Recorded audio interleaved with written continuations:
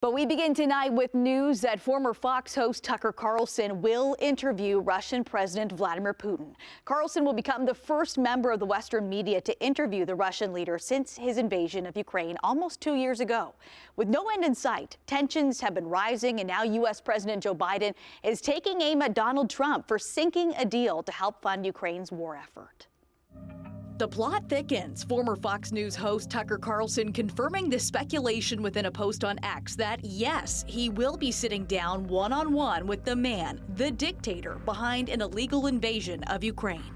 2 years into a war that's reshaping the entire world, most Americans are not informed. They have no real idea what's happening in this region, here in Russia or 600 miles away in Ukraine.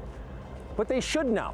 They're paying for much of it. Carlson speaking to his 11.5 million followers from the Russian capital, saying the live-to-tape, unedited interview with Putin will be posted in its entirety on his website, and that Elon Musk has pledged he will not censor it once it's posted on X. We are not encouraging you to agree with what Putin may say in this interview, but we are urging you to watch it. You should know as much as you can, and then, like a free citizen and not a slave, you can decide for yourself. Back on American soil, President Joe Biden is urging Congress to stand up to Donald Trump as a Senate deal on border enforcement measures and Ukraine aid is rapidly collapsing. Frankly, they owe it to the American people to show some spine and do what they know to be right. Biden blamed the situation on the former president, the Republican presidential frontrunner. The bill is facing almost certain defeat as Senate Republicans signaled their opposition, leaving Biden with no clear way to advance aid for Ukraine. Ukrainians are fighting bravely. We can't walk away now. That's what Putin's betting on. Supporting this bill is standing up to Putin. Opposing this bill is playing into his hands. The Pentagon is not sending more arms shipments to Kyiv as the war reaches a critical juncture and Ukraine struggles with ammunition and personnel shortages. But it's not just the U.S. Canadian politicians are sparring over trade agreements for Ukraine. He is choosing to not stand with Ukraine, not stand with Ukrainians, and not stand with Ukrainian Canadians. Why are they abandoning Ukraine? The House of Commons passed legislation today without the support of a single Conservative MP to update Canada's free trade agreement with Ukraine. Tories have asserted that they support Ukraine in the war, but oppose the legislation, saying it aims to promote carbon pricing. Now, this all comes as tensions are rising in the Ukraine-Russia war. A new standoff has emerged at the Russian-occupied Zaporizhzhia nuclear power plant in southern Ukraine. Around 100 of the thousands of Ukrainian staff are refusing to sign contracts with a Russian company.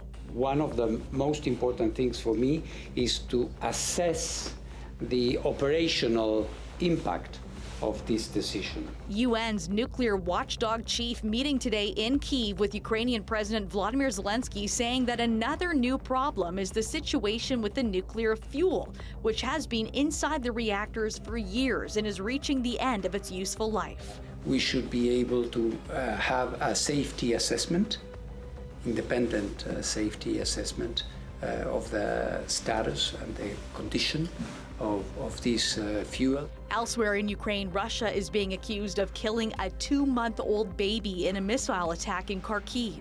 And in war-ravaged Donetsk, Russia is firing between 1,500 and 2,500 shells and rockets every single day. They are targeting critical infrastructure to make it harder for people to remain there in the winter months. Joining us now is Jaro Bilocerkowycz, political science professor at the University of Dayton. Jaro, we're nearing the grim 2-year anniversary of Russia's full-scale invasion. Is there an end in sight? Well, in terms of the military situation, I would characterize it as currently a stalemate.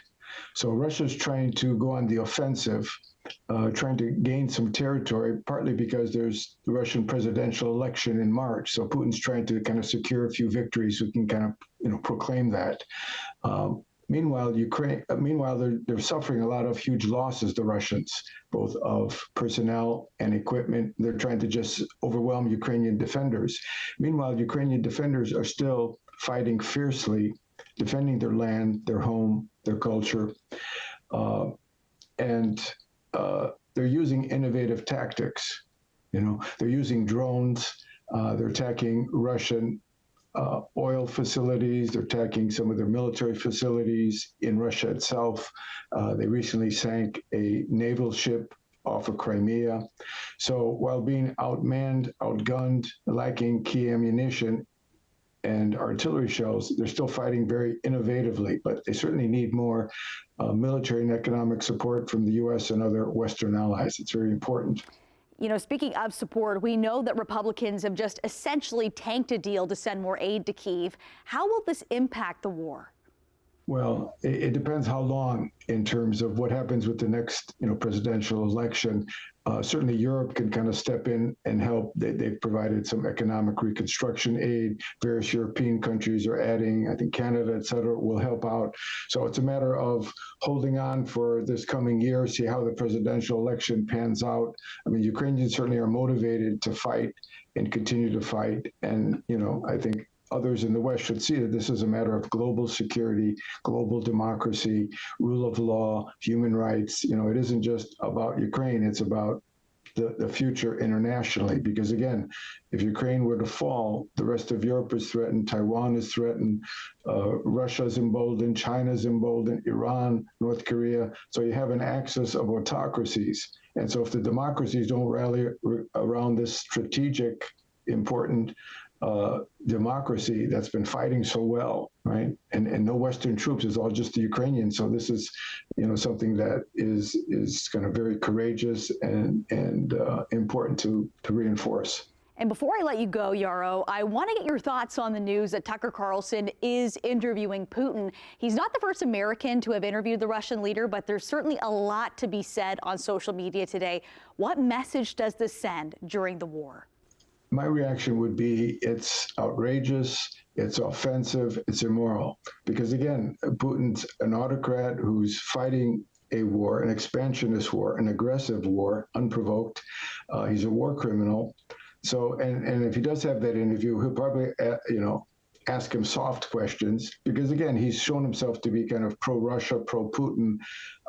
And ultimately, Tucker seems to be an opportunist.